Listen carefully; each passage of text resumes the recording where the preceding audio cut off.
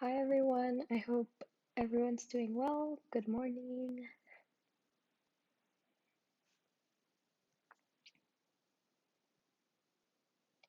Alright, let's go ahead and get started. And if you guys have the worksheet, please pull it up so you can follow along.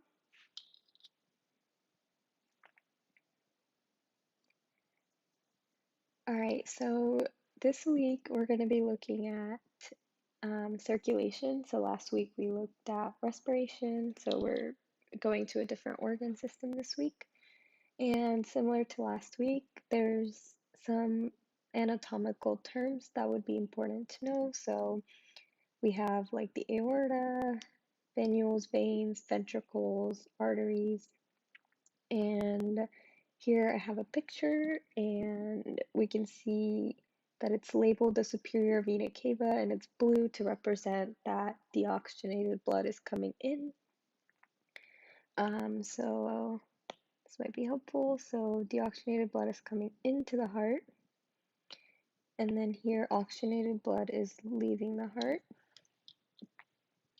One trick that I learned is sometimes people get it confused that they think veins um,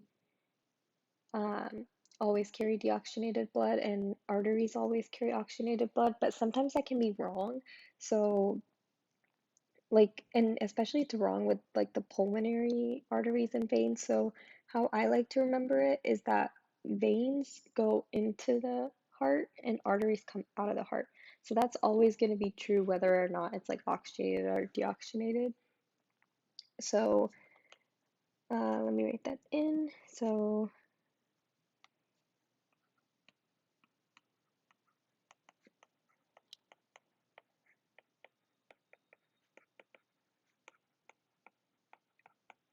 this also helps me because veins has IN in it and then going into the heart. So that's a little trick that I always used to remember which one's in or out.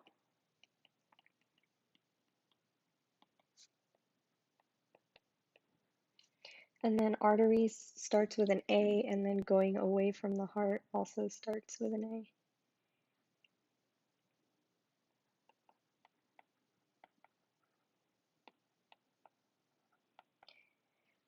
Chat says, are we doing attendance at the end of the stream? Yeah, I will be putting up the attendance link at the end of the stream. All right, yeah, so use these terms to make sure that you know like the anatomical parts of the heart. That would be really helpful when they're talking about the flow of blood, so you know like whether it's coming into the heart, going out of the heart, and whether it's oxygenated or deoxygenated. All right, next I have another schematic, just more zoomed in. So you have the pulmonary circuit, which is what goes to the lungs. So this part is going to be the lungs. So you see that the lung capillary, you're getting oxygenated blood into the heart, and then you're putting your deoxygenated blood back into the lung to get it oxygenated. So this whole thing is happening in the lungs, but then this bottom part, this is your systemic circulation.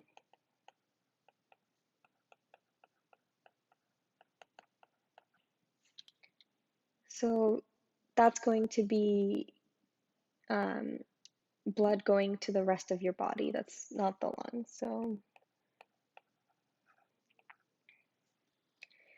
and here we have a zoomed in picture of the artery. You have the epithelium, which is pretty unique, and then which is covered by smooth muscles and then connective tissue. And we see that arteries are bigger, and then it branches into the arterial, which is a little smaller, and then it goes into the capillaries.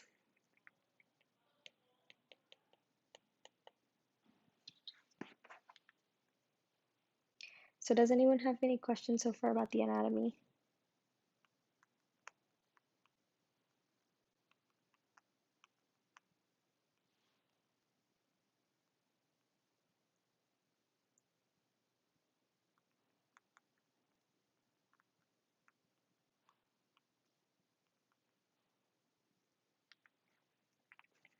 All right, let's look at some of the questions.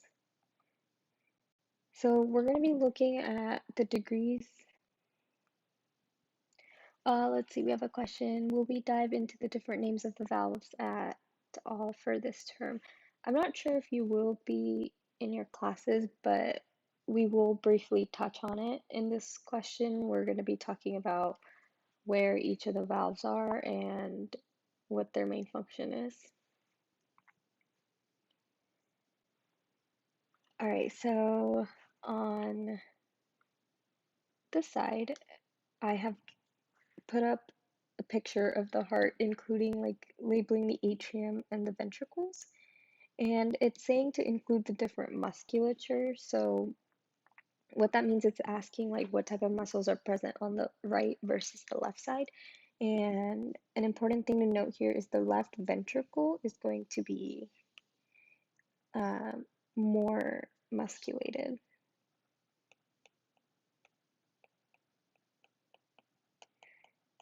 So it's going to have thicker walls.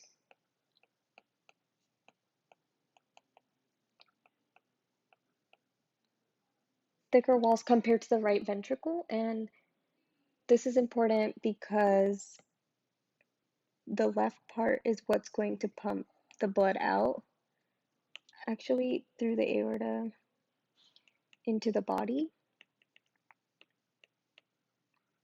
So it has to pump blood out to farther distance, so it needs to be more thick so it can contract a lot more than the right side, because the right side is going to mainly go to the pulmonary circulation.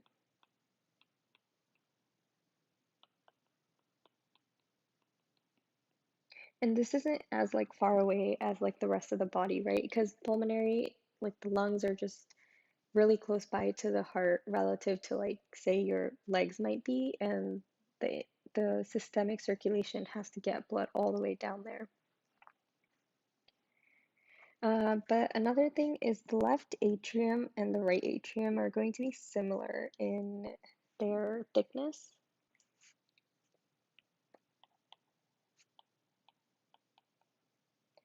Oh, I feel like my my pencil is messing up.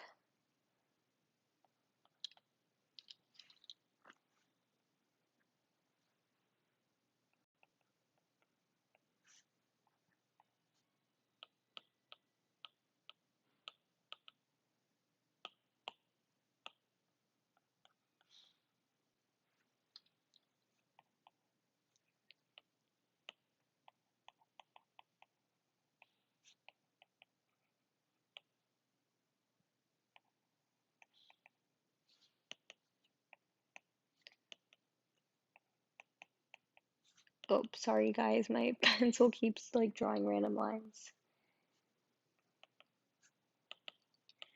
All right, I'm just gonna try to talk more than write more because my pencil clearly doesn't want to work. All right, so essentially the atria left and right are going to be fairly thin, but then the ventricles, remember that the left ventricle is going to be a lot thicker than the right ventricle because the left ventricle pumps blood into systemic circulation. All right, now we're going to be looking at the signal, electrical signal that goes through the heart. So the signal starts at the SA node, and it's also called the pacemaker of the heart. And what it does is it triggers contraction in the atria, and then the signal is delayed at the AV node. And the reason that happens is so that the atria can completely empty into the ventricle before it can contract again. So SA node, pacemaker.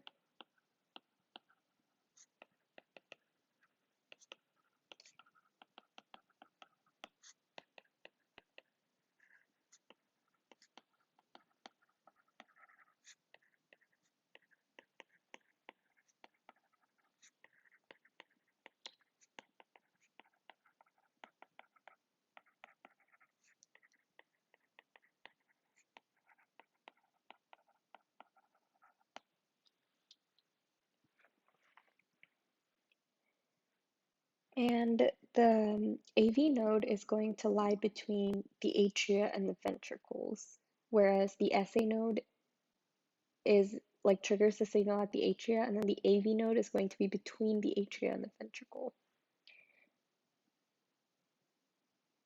Also, we have the arterioventricular valve, which are called the AV valves.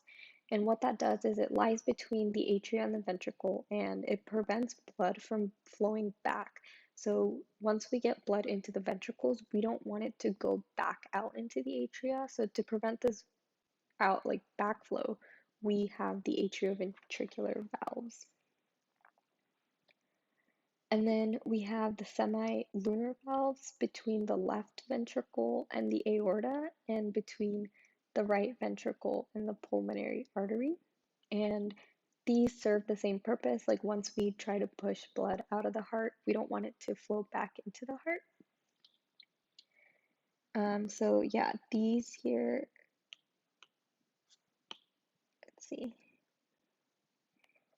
The one in green is going to be AV valves.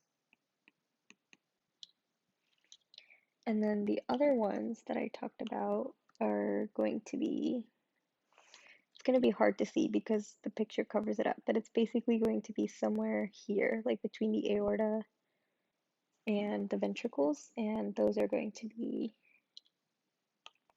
semilunar valves.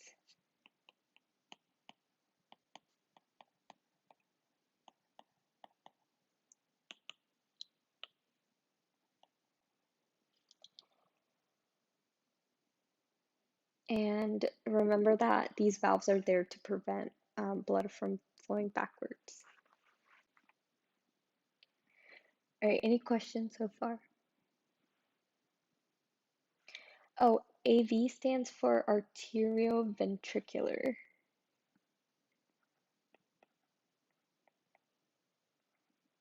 Atrioventricular.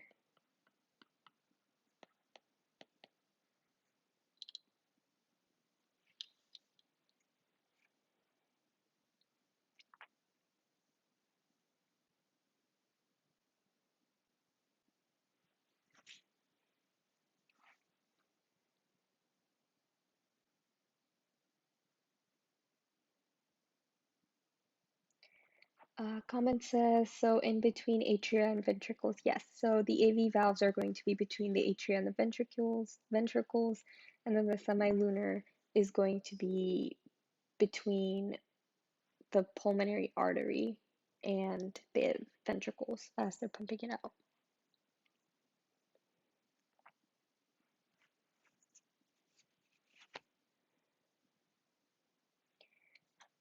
All right, let's see. Let's go to the next question.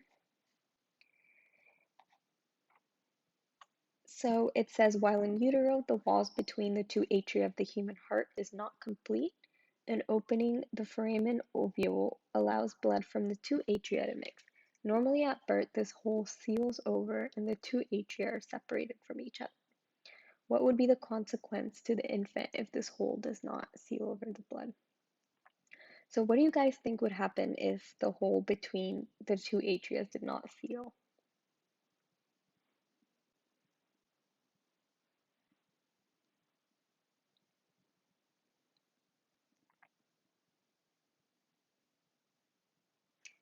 This syndrome, like when they don't connect together at birth, it's called blue baby syndrome.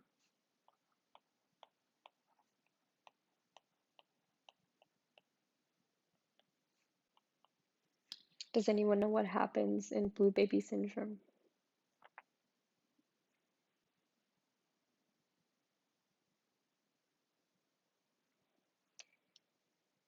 All right, so from the last diagram, we looked at how, oh, we have a comment. Let's see, the oxygenated and deoxygenated blood gets mixed. Another comment says, do they get less blood delivery to the body less efficiently? Yes, two both great and correct answers.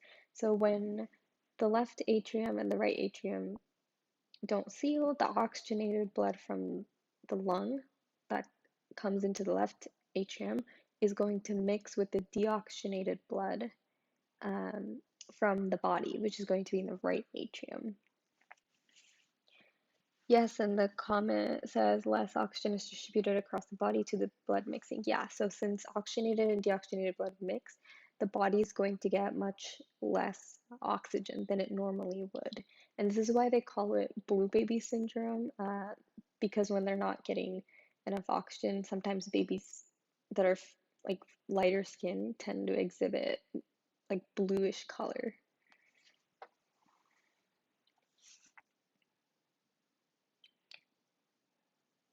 Let me write this down.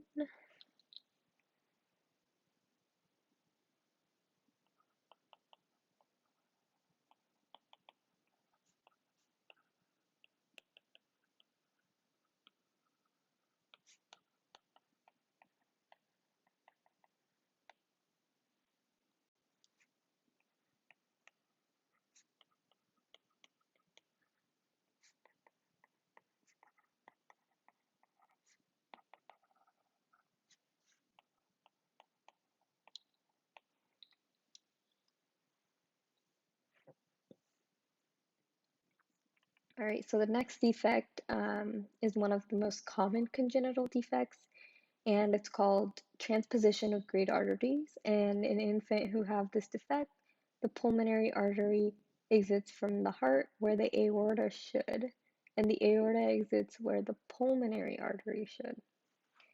But everything else is going to be normal. So when this happens, the the aorta, essentially the aorta and the pulmonary artery are going to be reversed in their position. And one pumps the blood from the right side of the heart through the pulmonary artery to the lungs and back to the pulmonary vein to the left side of the heart. And the other is going to do the same thing, but on the right side of the heart. So essentially, like describing the circulation of the blood in the infant is that it's going to be the pulmonary artery and the aorta is going to be reversed.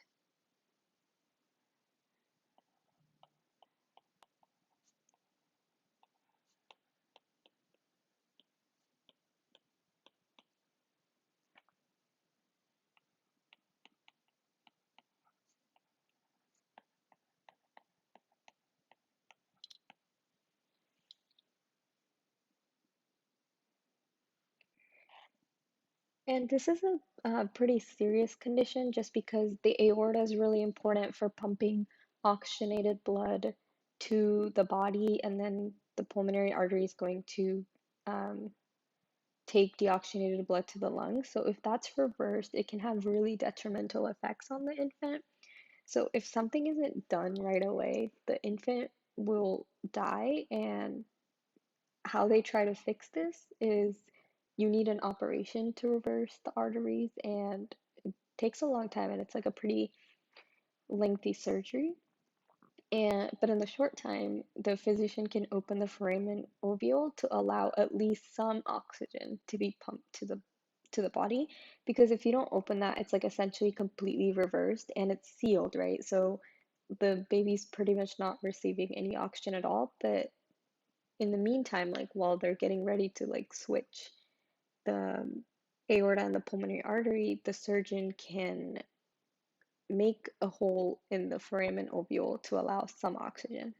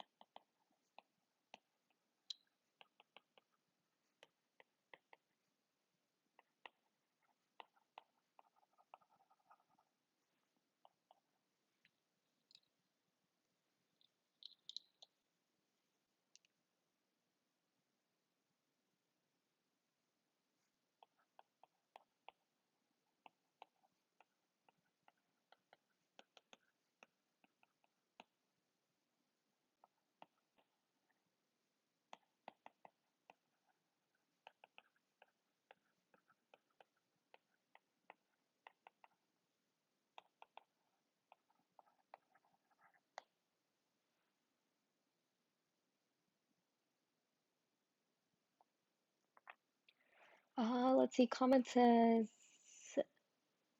live stream. Yeah, I will be putting up a Google form at the end, and I will be emailing them to your professor at the end of the term. And yeah, it would it would be nice to keep track of the date and week, or else you can email me if you forget.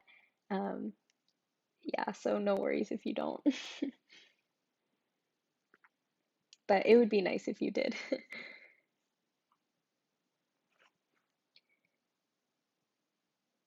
All right, now let's see how heart and lung structure are and how they're related to each other and how they help in metabolic rate.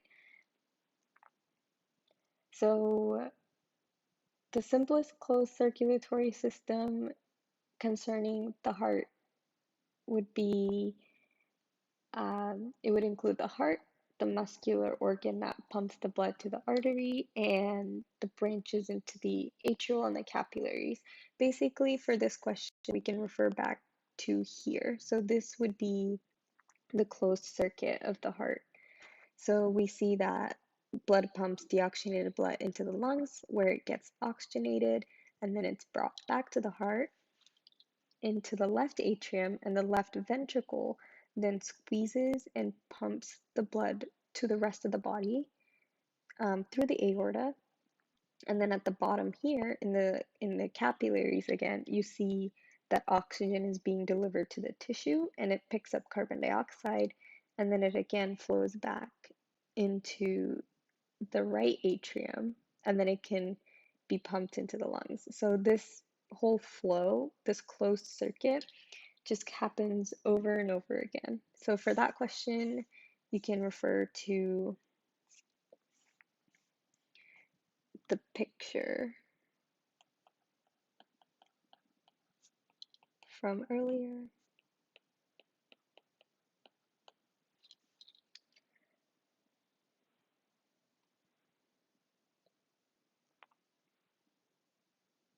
But I can write out a quick one. So it would be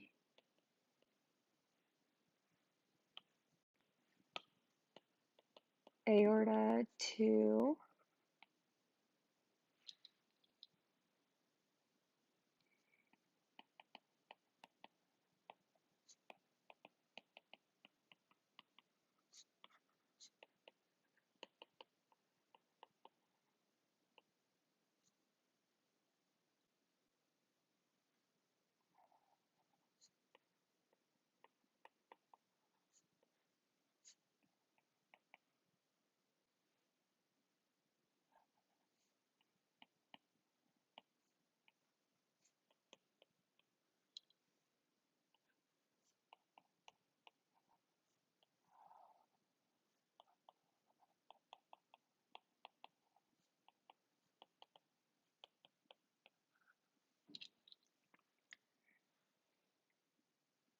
all right, yeah, so for this question, I really highly recommend looking at a picture so you can just have a really good idea of what it looks like. And I've written out like a very general circuit of the circulatory system. So if you know this part, then it would be really easy for you to look at any diagram and understand what's going on. All right, so the next question says if you want to increase the rate of metabolism in an organism, you will need to increase the rate of food and oxygen delivery to the cells or the body, and the rate of removal of waste from the cell or the body. In the evolution of the vertebrates, what modification of the circulatory system or circulatory function have occurred to increase metabolism?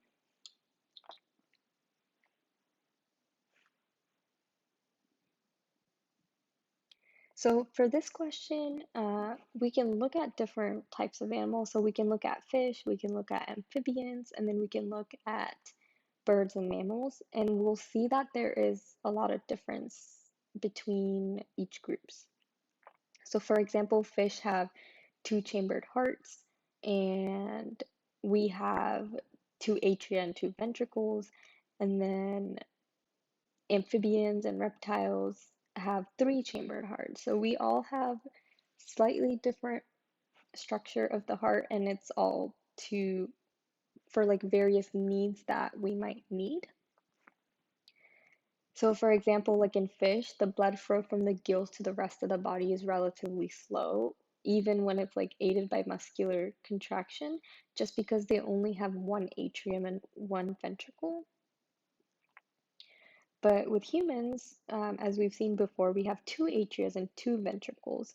So a higher level of oxygen can be delivered in a shorter period of time. And this is important because we have a higher level of metabolism that needs to be maintained than fish.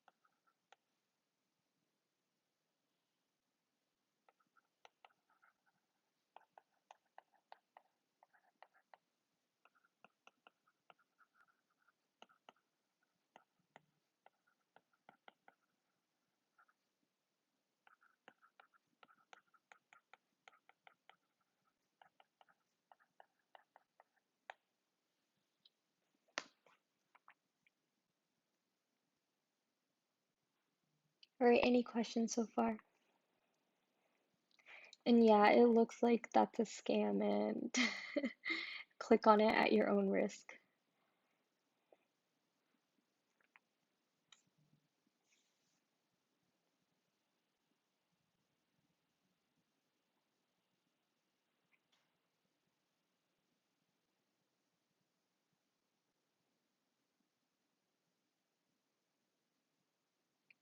All right, let's move on to the next question. So we're going to be doing a lot of comparisons here. So both reptiles and mammal obtain their energy via aerobic respiration, and here's the general formula for that. And both also need to maintain internal homeostasis in order to survive. So based off of this, would you expect the lung of a lizard to have more or less alveoli than the lung of a rat? So one is going to be an ectotherm and the other is going to be an endotherm.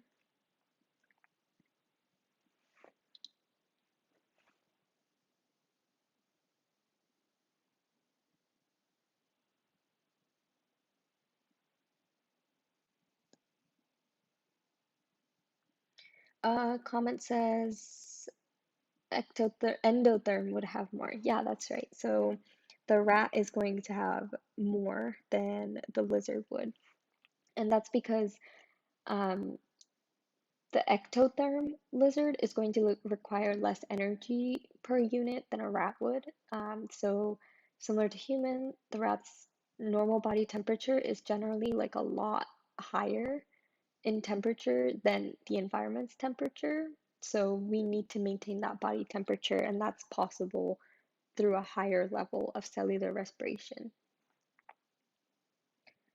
Another comment says the rat will have a higher metabolic rate to the lizard. Yeah, that's right. And that metabolic need is going to require us to have a higher level of oxygen and a higher level of food intake.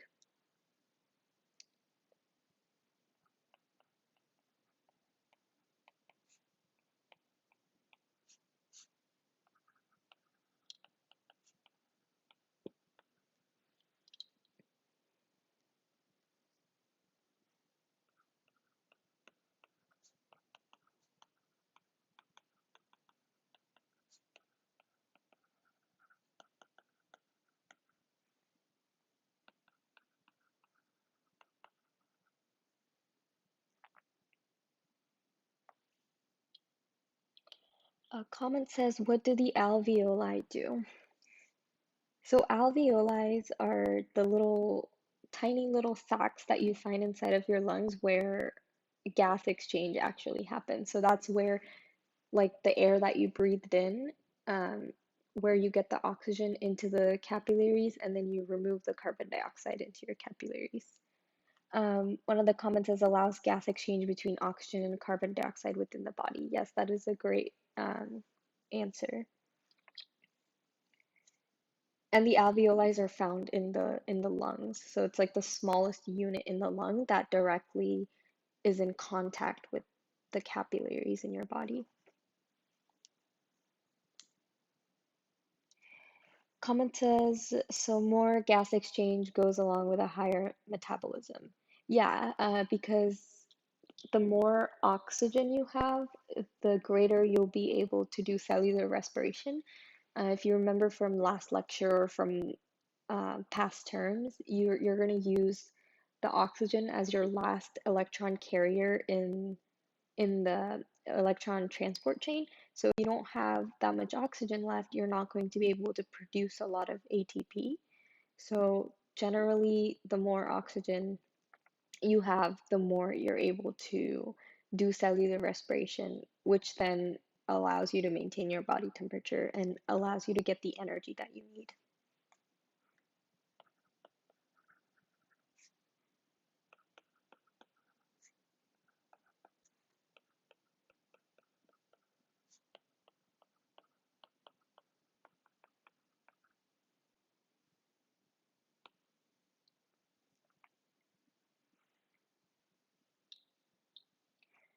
All right, the next one is a pretty similar question. It's asking about the heart rate of the lizard to be higher or lower than the rat. And pretty much the same logic as the last question. If you're going to maintain a higher metabolic rate, like high body temperature, then you're going to require faster delivery of oxygen or food, right? And like also just like waste removal.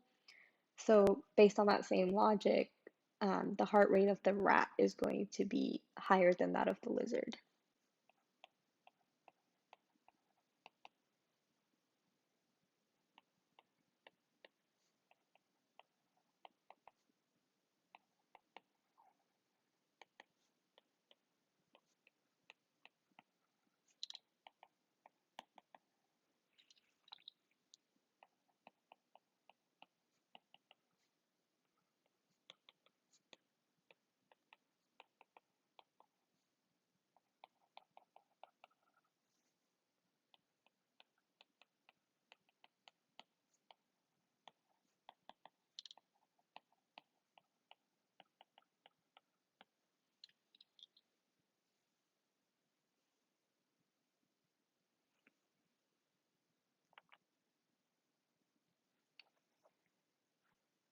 All right, so here for the next couple of questions, we're going to be using like our knowledge on metabolic rates and SAV ratio to see if things would be higher or lower for a human infant compared to an adult.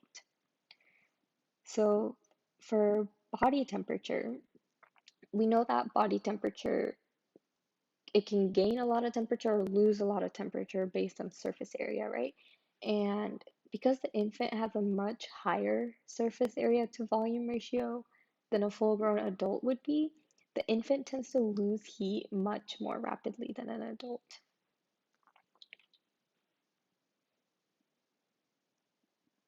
And we can also use the same logic for like animals that are both warm-blooded, but one is like a lot smaller than the other one. So the smaller one is going to have a higher surface area to volume ratio, so the heat lost is going to be much greater.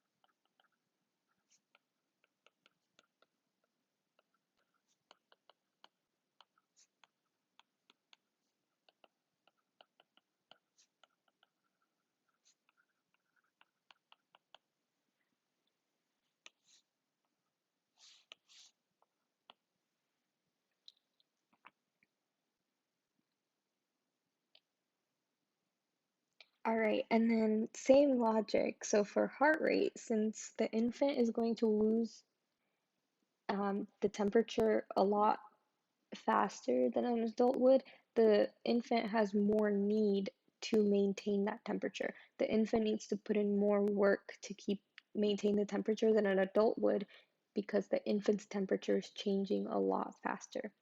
So because of that, the heart rate of the infant is going to be a lot higher because it needs to keep that high metabolism up.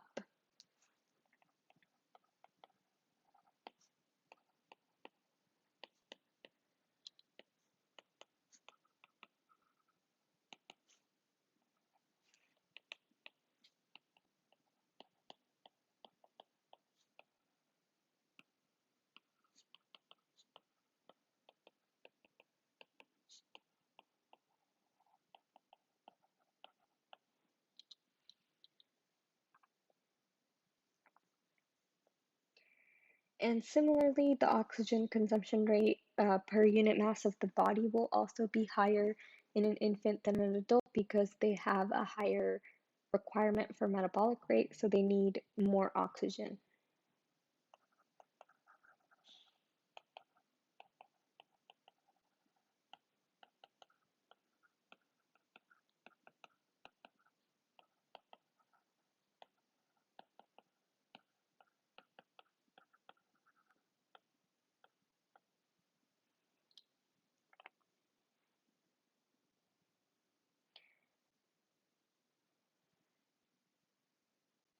All right, so for this, I would just remember that in general, like babies tend to have a higher when it comes to cardiac or pulmonary system, so higher body temperature, higher heart rate, higher oxygen consumption than an adult would.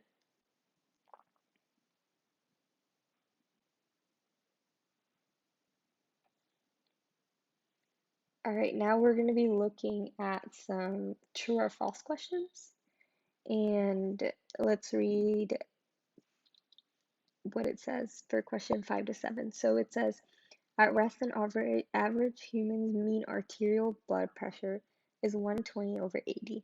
As a person increases his or her activity, however, a variety of physiological modifications can be made to support the increased activity. For example, assume you are late for an exam and run 4 blocks to get there on time. Which of the following would occur during your 4 block run? Okay, so we're going to be looking at 3 questions and we're going to be seeing whether it's true or false. So question 5, as you run, your muscles will require more oxygen per unit time than walking. What do you guys think? Do you think it's a true statement or a false statement?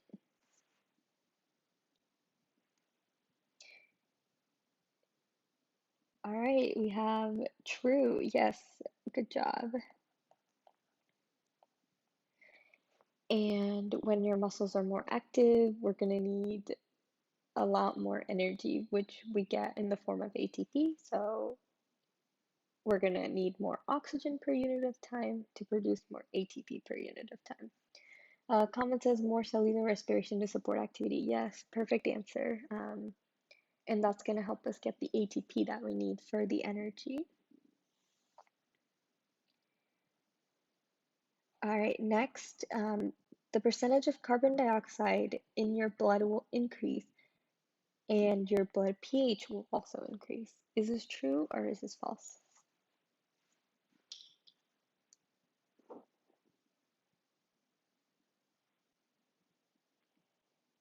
If you guys can remember the equation from last lecture, that might help with this. So I'm seeing a lot of trues. Oh, last comment says pH decreases, does it not? Yeah, so this one's actually going to be false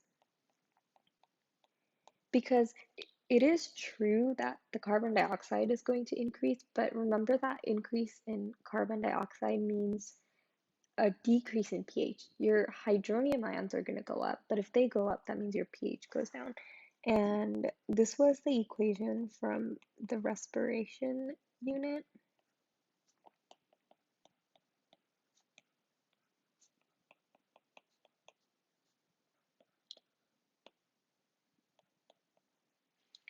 So if carbon dioxide goes up, then the reaction is going to be pushed this way, which means H plus is going to go up as well. And remember that if a lot of H pluses are there, then it means low pH.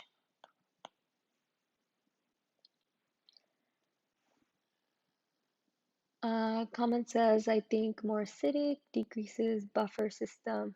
Yeah, great answer. So this is the bicarbonate buffer system, and just use like if carbon dioxide increases, the other side's going to increase. And yeah, so you're going to have a low pH.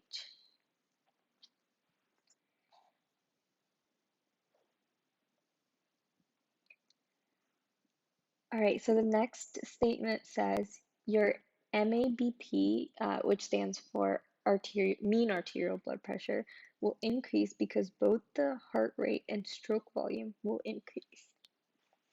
What do you guys think?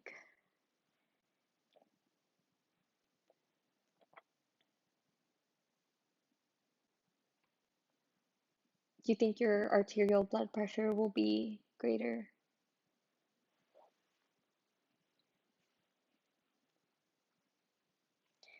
The acronym stands for mean arterial blood pressure.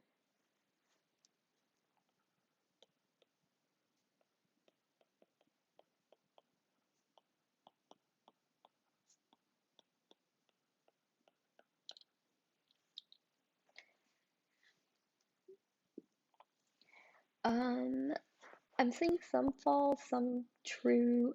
So this one's actually going to be true because essentially what this is asking, oh, no worries, no worries about the last answer. Yeah, so this one's going to be true because when we're using a lot of ATP, so when we're running, we're using a lot of ATP and we're doing a lot of cellular respiration, right? So when we do that, we need a lot more oxygen. And how we get quick oxygen is by increasing the rate at we deliver. So to increase the rate of delivery, there's going to like we need both food and oxygen, right? So if you increase the heart rate and the stroke volume, the time of delivery will be a lot faster.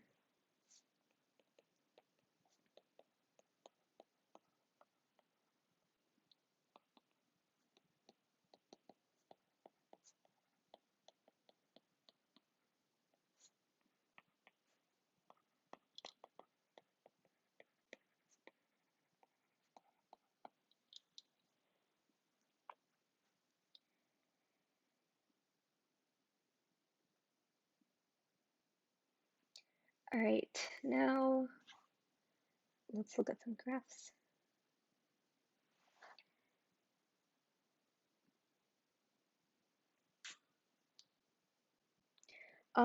Comment says, can you delve into the term stroke volume for a little bit? Yeah, let's see.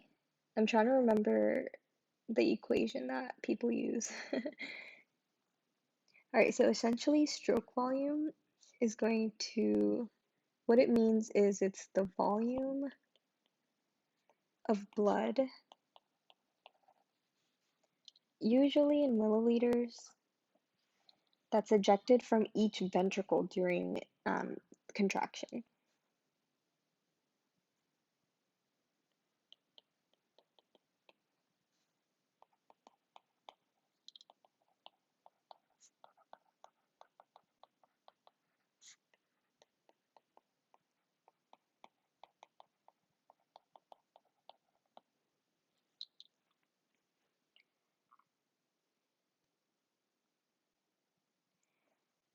Does that help a little bit? And also the equation that I was trying to remember was cardiac output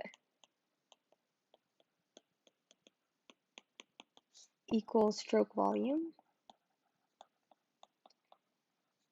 times heart rate. So essentially what this is saying is how much blood you're going to put out depends on like the volume of the blood and how fast you're going to pump that volume of the blood. Yeah, no problem. All right, so next we're going to be looking at O2 dissociation curve for two mammalian hemoglobins, and we're going to try to answer the next couple of questions in the same true or false format. So at oxygen tension T naught, or I think it's T0, yeah, so T0, both hemoglobin have released most of their oxygen. Is this true or false?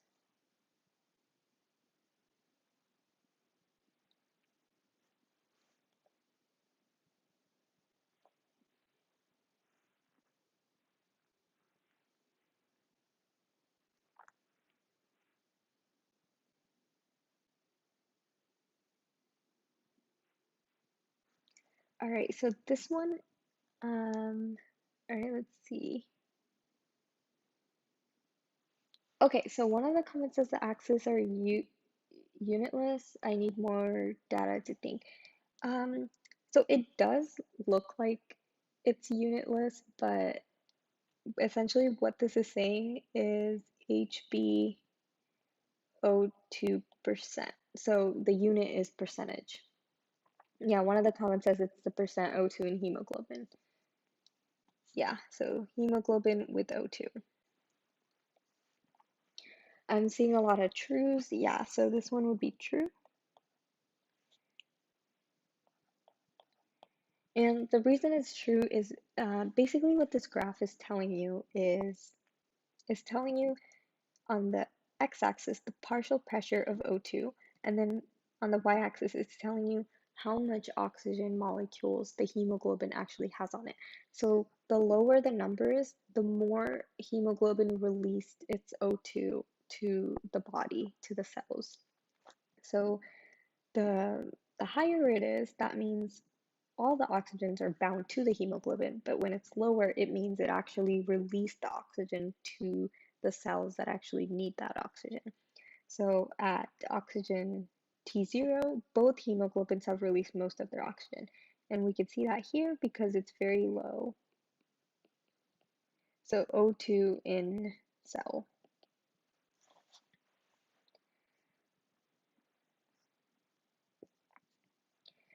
All right, so the next question, at oxygen tension T1, hemoglobin B is carrying less oxygen than hemoglobin A. What do you guys think about this? So this is hemoglobin A, and the other one's going to be B.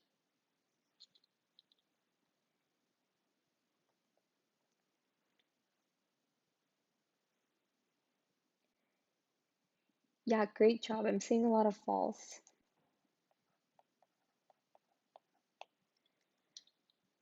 So the reason this is false is because it's saying that hemoglobin B is carrying less oxygen than hemoglobin A. So our first point is here, our second point is here. And the percent of oxygen on hemoglobin with O2, so there's more O2 bound to hemoglobin B than there is hemoglobin bound to A. So that means hemoglobin B is actually carrying more oxygen than hemoglobin at T1.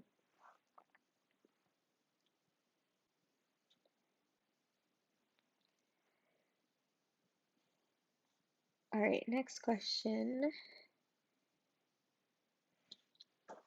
If comparison of curve A and B illustrates the Bohr effect in a single species, then curve B represents the dissociation at the higher concentration of carbon dioxide, lower pH. All right, what do you guys think? I know the the picture is in a different slide. So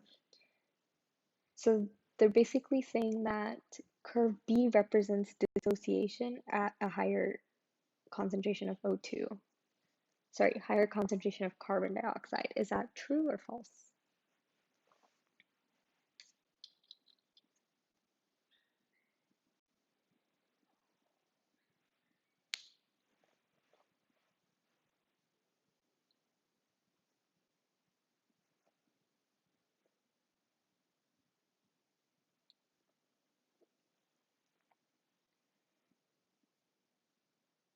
Yeah, I can go to the question again. It's question 10.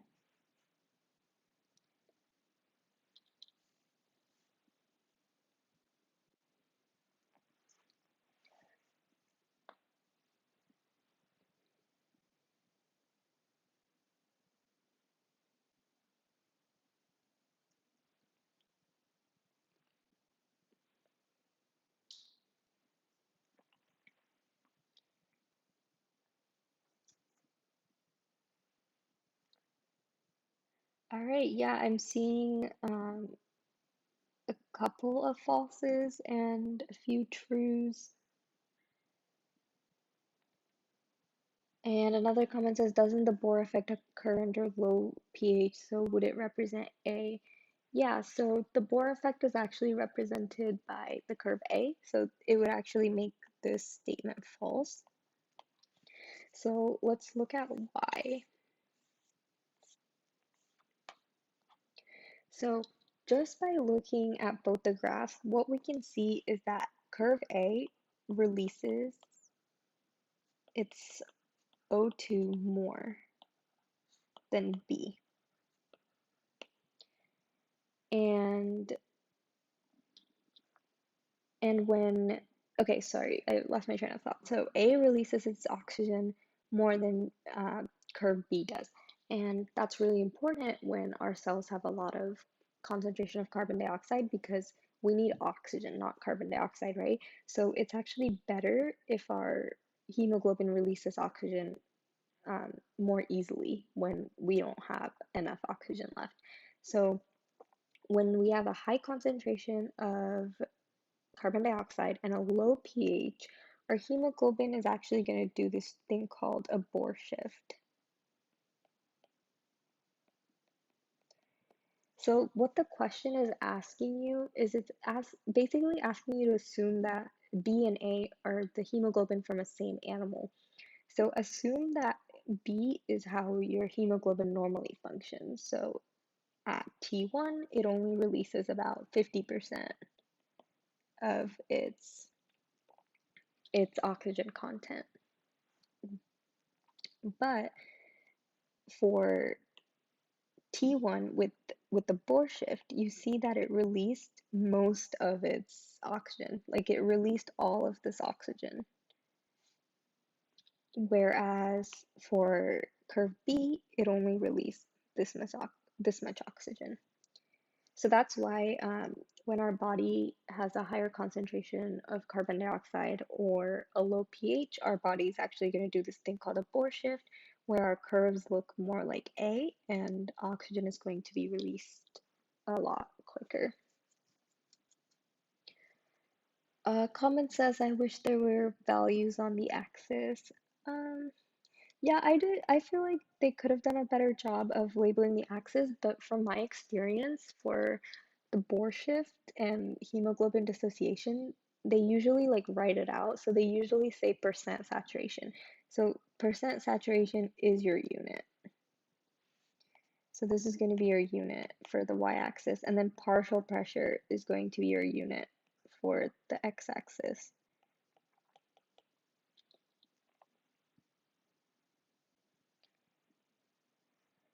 So more saturation of O2 means less O2 released, right?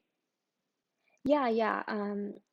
And you can, so when you're looking at this graph, look at it from the perspective of the hemoglobin and not the cell. So more saturation means more hemoglobin on, or sorry, more oxygen on the hemoglobin.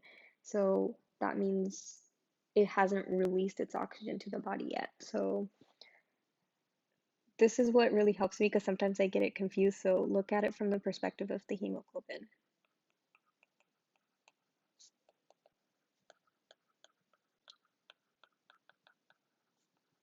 And I have not yet encountered a Bohr shift graph where they looked at it from the perspective of the human cell.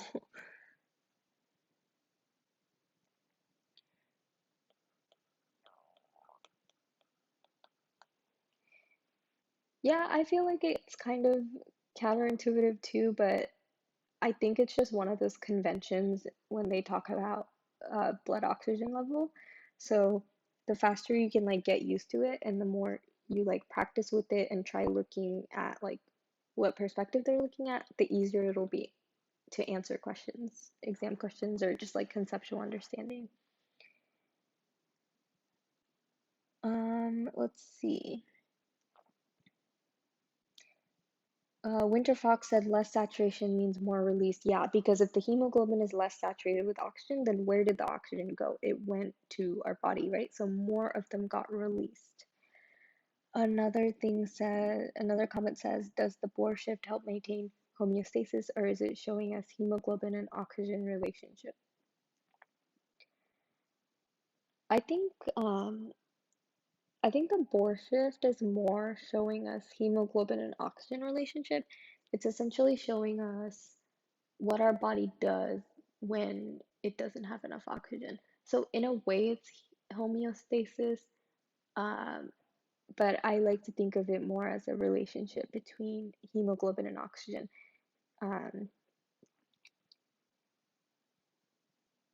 yeah, so the Bohr shift is just asking your body, like, hey, like hemoglobin, you need to release your oxygens faster because the cells don't have enough. But you're right, like in a way, it is kind of a homeostasis because you're trying to increase oxygen when there's less oxygen.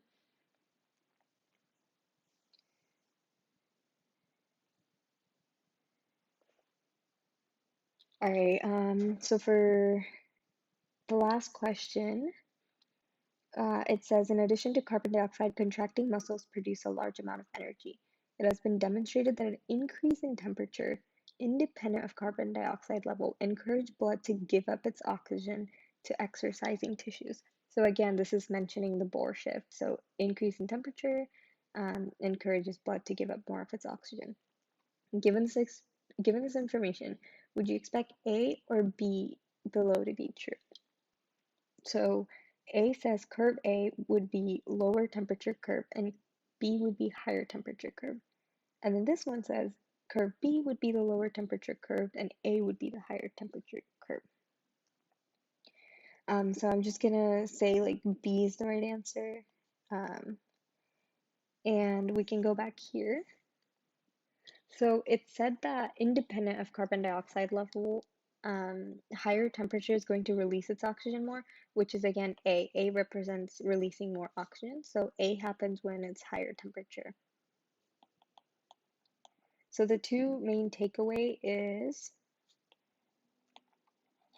O2 releases more readily from hemoglobin when temperature is high or CO2 is high or pH is low. And remember that when CO2 is low, pH is low, so this is almost like the same thing. Because carbon dioxide can't be low when pH is low too, like it has to be the opposite. All right, let me see what the chat says. The start point of hemoglobin curve would be when it is expensed in the tissue on the way back to the lungs at T10. Yeah, you can kind of think about it that way. You can think about T0 being when the hemoglobin doesn't have any oxygen and then it gets replenished with oxygen later towards the end. At T2, it would be leaving the lungs. I'm not really sure if they're talking about it in terms of lungs, but the oxygen level is higher, so you can think about it that way. But the main takeaway point is about um, O2 saturation on hemoglobin versus like partial pressure of the oxygen.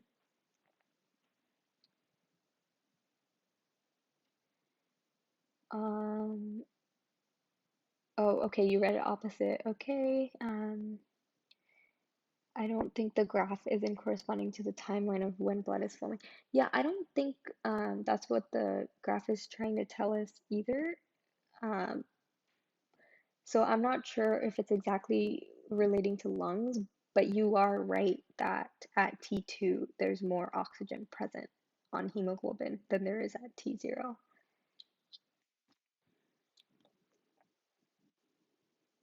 All right, so that was the last question, and we're 1 minute over, so I'm going to put up the extra credit sheet. Please fill it out so you can get credit for being here today. And if you have any other questions, please let me know. Winter Fox says partial pressure also tends to fluctuate throughout the body, so wouldn't worry about the area it is in. Yeah, I agree with that. So I wouldn't really worry about if it's like the lungs where this is happening or the heart. I would just know what it's telling you. Like, just look at it from the perspective of hemoglobin and whether it's releasing the oxygen or not. Yeah, no problem. Thank you guys for being here.